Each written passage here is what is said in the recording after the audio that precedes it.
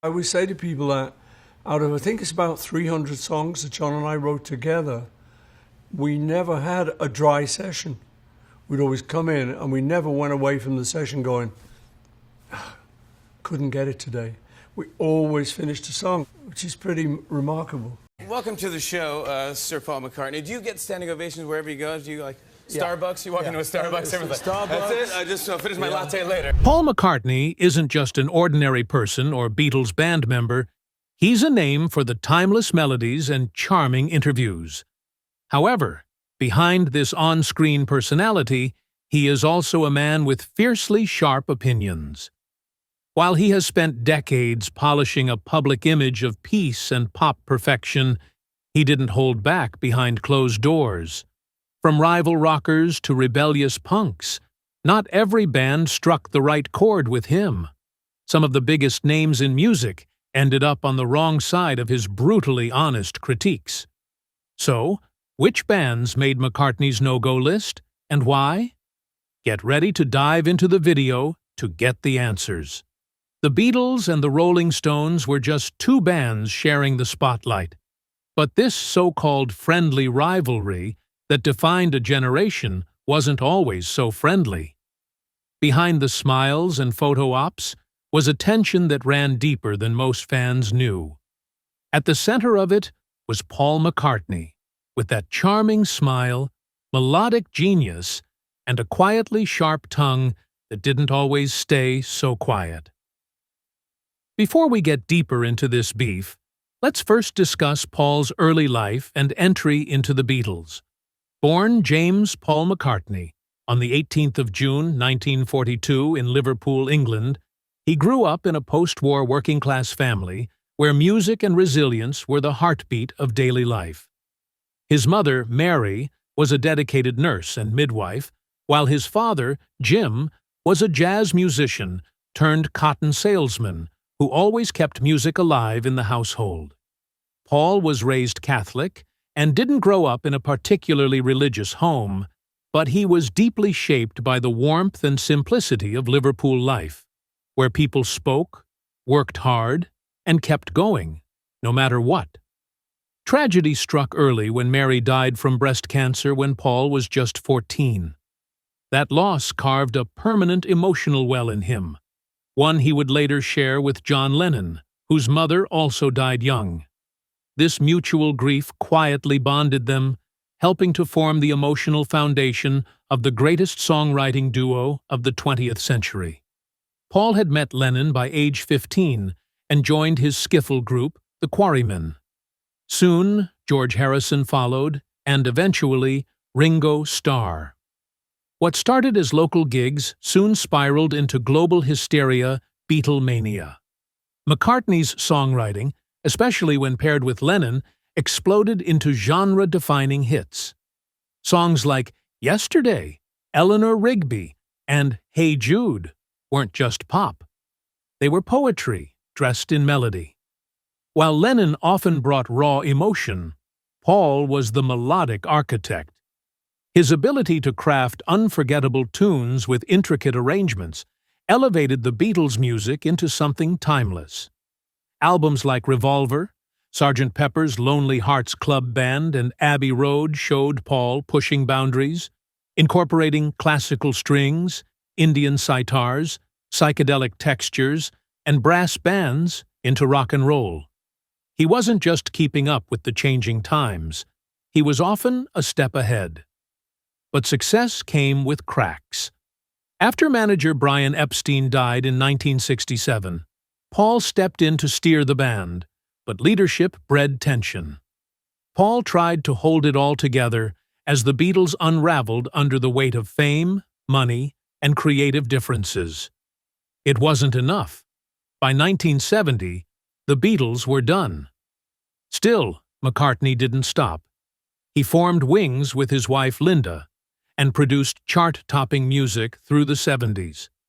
His solo career continued through decades, evolving with time while still holding on to his core melody, optimism, and heart. Songs like Maybe I'm Amazed, Live and Let Die, and Band on the Run proved he wasn't riding on past glory. He was building a new legacy. From a kid plucking a guitar and speak to one of the most influential musicians in history, Paul McCartney's life was always dedicated to passion, pain, and persistence. And even now, well into his 80s, he's still touring, writing, and playing. Because for Paul, music was never just a job. It was, and still is, life. Now, getting back to the topic, Paul was never one to stir the pot in public. At least, not directly. But if you listened closely over the years, there were cracks in the diplomatic surface, tiny flashes of what he thought about the Stones. Think back to a late-night session at Abbey Road in 1968.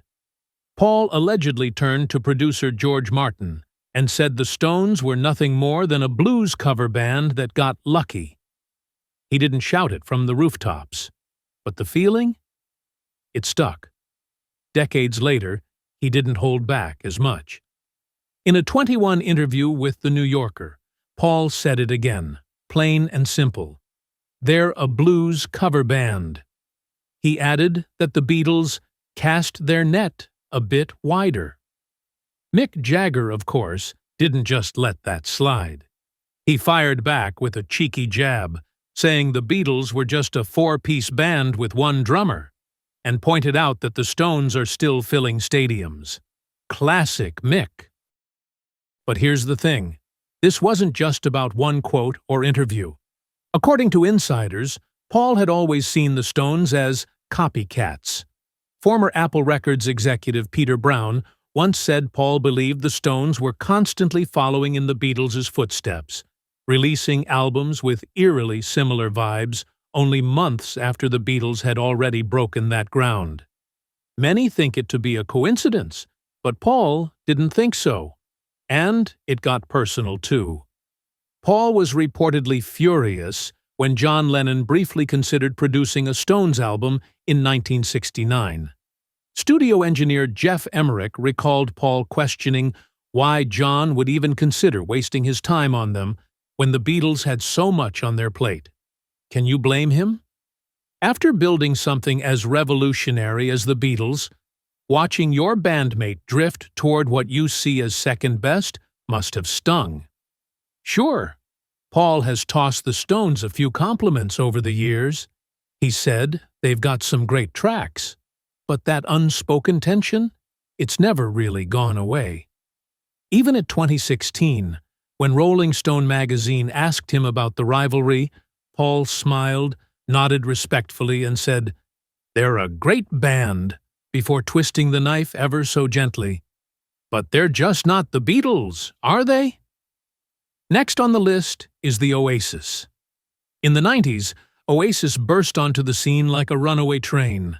Britpop was exploding, and here came two brothers from Manchester who didn't just ride the wave, they declared themselves the next Beatles. Noel Gallagher wasn't shy about it either. He called Paul McCartney a genius, worshipped Lennon's legacy, and made no secret of how deeply the Fab Four inspired Oasis. That kind of admiration would win Paul over, right? Well, not quite. Behind the scenes, things were a lot more complicated. Paul McCartney, the man whose melodies changed music forever, wasn't flattered. He was irritated and tired even. According to Jeff Baker, Paul's longtime publicist, the constant Beatles worship coming from Oasis felt less like a tribute and more like a parody. They'd taken his life's work, stripped it for parts, and turned it into a set list of recycled riffs and predictable hooks. Ouch. And here's the kicker. Paul wasn't just annoyed by the sound. What got under his skin was the swagger, the cockiness, the way Oasis strutted around as if they were the Beatles, just louder, cruder, and angrier. Picture this. In 1997, during a quiet dinner with producer George Martin, Paul reportedly sighed and said, "They've got the swagger right, but where's the innovation?" That one sentence said it all.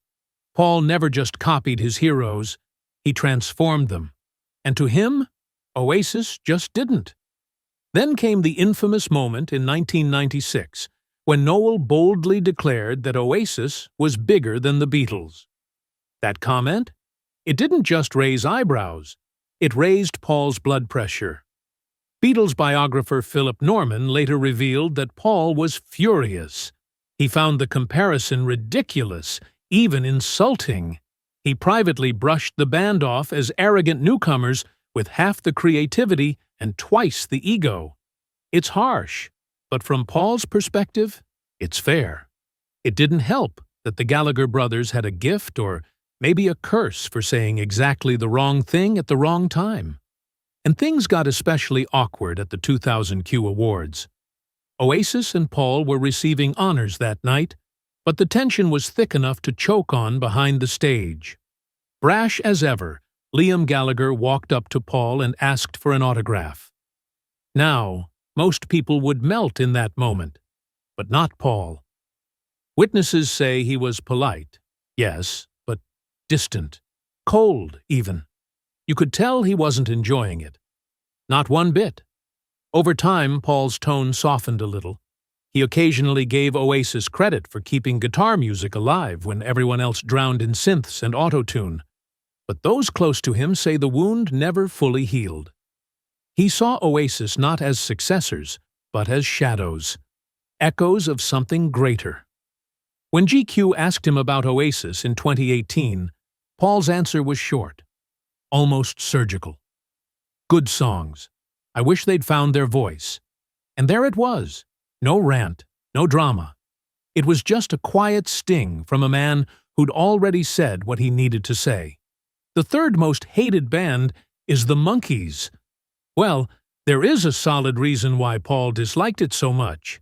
Before we get deeper into it, imagine you've poured your heart into music, spent years grinding it out in smoky clubs, sleeping on floors, playing for spare change, and then, out of nowhere, a group of actors is suddenly being compared to you.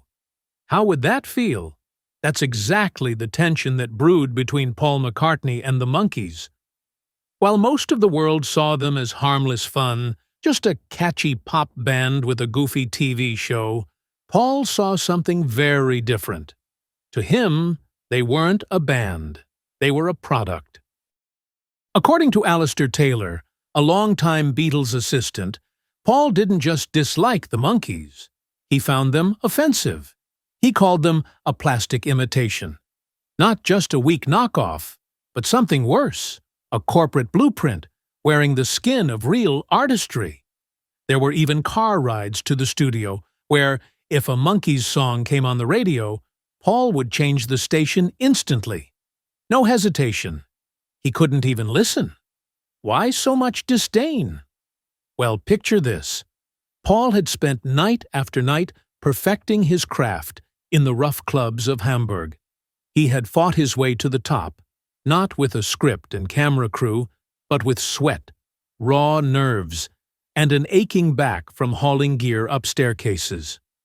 4 actors are being sold to the public as the next big thing, mimicking the Beatles' sound, look, and even psychedelic evolution, without doing any of the groundwork.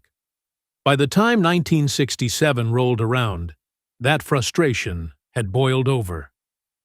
During a tense exchange with Beatles manager Brian Epstein, Paul reportedly expressed what many suspected he was already feeling, that the Monkees were making a mockery of everything the Beatles had built. It wasn't just competition. It felt like theft. The timing made it worse after the release of Sgt. Pepper's Lonely Hearts Club Band, the Monkees television show, suddenly turned toward psychedelic visuals and quirky surrealism. Sound familiar? George Harrison later said Paul was livid. He saw it as copying, blatant, shameless. It's like someone stealing your diary and turning it into a sitcom. One especially icy moment happened in Los Angeles in 1968. Paul was at a party. Mickey Dolenz, one of the more musically inclined Monkees, tried to initiate a conversation. Paul walked away just like that. There was no fuss, no scene, just a cold shoulder that said everything. Dolenz later admitted that Paul never really saw them as real musicians. And honestly, how could he? Yes, the Monkees eventually earned some of their credibility. They fought the system, pushed for creative control, and began playing their instruments. They stopped pretending and started becoming. But by then, Paul's mind was made up. The damage had already been done. Even decades later, in an interview from 2011, his words were diplomatic. But the sting still lingered. He said they had some catchy tunes, but followed it with a parting jab. They certainly were not the Beatles, were they? And that's the part that hits. This wasn't about rivalry or ego. It was about principle. It is about what it means to struggle for your art and earn your place. When someone shortcuts their way to the top, especially using your blueprint, how do you not take that personally? Then there is the Bee Gees, and it's the late 1970s. Disco is on fire. Everywhere you turn, it's velvet suits, strobe lights, and that unmistakable falsetto soaring through the air. And right at the center of it all, the Bee Gees. Three brothers, dominating the charts, breaking records, and rewriting pop rules. Now, think about where Paul McCartney was during that same moment. Wings had wound down, and his solo career hadn't yet hit its stride. The spotlight was shifting, and for someone who had once defined global success, watching the Bee Gees eclipse the Beatles' record sales hit hard. Some called it a changing of the guard. But to Paul, it felt more like a betrayal by the music scene he helped build. According to producer Chris Thomas, McCartney didn't just shrug off disco, he felt ambushed by it. Suddenly, those tight harmonies and cheerful melodies the Bee Gees used to craft, that once echoed the Beatles' influence, had morphed into dance floor anthems. Faster, shinier, less substance, more shine, or at least that's how Paul saw it. Lawrence Juber, Wings' guitarist, once shared how Paul would listen to those high-pitched harmonies and shake his head, muttering. To him, it wasn't evolution, it was a sellout. Now, suppose you're Paul. You're working in a Miami studio in 1979, trying to tap into something fresh. But across the hallway, the Bee Gees are recording too, riding the wave of Saturday Night Fever, selling millions and collecting praise for songwriting genius. Studio manager Tony Bongiovi recalled how Paul would time his sessions to avoid them. That's not a coincidence. That's the tension you could slice with a tape reel. And when someone mentioned that the Bee Gees had broken yet another record, Paul reportedly went stiff. You could see it. The ache of legacy being rewritten right in front of him. But what cut deep was the praise. Critics started calling the Bee Gees not just popular, but brilliant. And that, more than anything, seemed to bother him. He reportedly downplayed it in private, saying they were using the same 3 chords as everyone else, only sped up, with a drum machine slapped on top. Was it bitterness? Or maybe it was a heartbreak? Probably. Because here's the thing. Paul never publicly lashed out at them. No harsh words, no public statements, no open feud. But silence can speak louder than any headline. Over the years, when Paul spoke of artists who shaped music, the Bee Gees' name never seemed to come up. And when Maurice Gibb passed away in 2001, McCartney's tribute was restrained, short, cool, compared to the flood of emotion from others in the music world, and that says a lot. Lastly, the Beach Boys. When people think of musical feuds, they often picture loud clashes, broken guitars, or wild backstage drama. But the rivalry that got under Paul McCartney's skin? It wasn't some punk band trying to tear down the old guard. It wasn't even the Rolling Stones. No, it was the Beach Boys. It sounds surprising, But this wasn't just a rivalry. It was a psychological chess match between two of pop's sharpest minds, Paul McCartney and Brian Wilson. And what started as mutual respect quietly evolved into something far more intense. Think about this. It's the mid-1960s. Paul hears Pet Sounds for the first time. According to George Martin, the Beatles' producer, Paul didn't just enjoy it. He obsessed over it. He'd play it on repeat, analyze every chord, every vocal layer. Then he'd turn to his bandmates and say, "We need to top this." That obsession? It led directly to Sgt.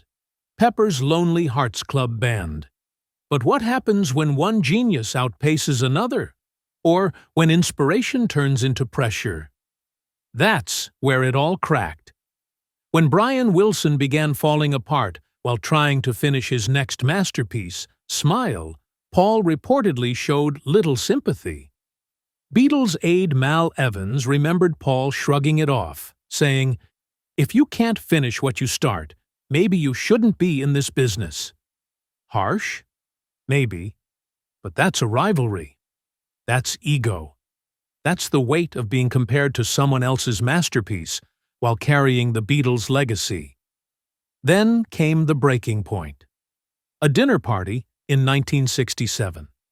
The Beach Boys surrounded Paul, and it didn't go well. According to Dennis Wilson, Paul casually critiqued their work, calling it too simple or obvious. He thought he was being helpful. But Brian, he didn't speak for days afterward. That silence? It said more than any outburst ever could. And even as decades passed, something about that tension stayed frozen in time. In an interview from 1993, when Paul was asked about the Beach Boys' influence, he barely acknowledged it. Just a few vague compliments about harmonies, nothing too generous, no real credit, no real warmth. Even when he praised God Only Knows, a song he once called perfect, he couldn't help adding little qualifiers.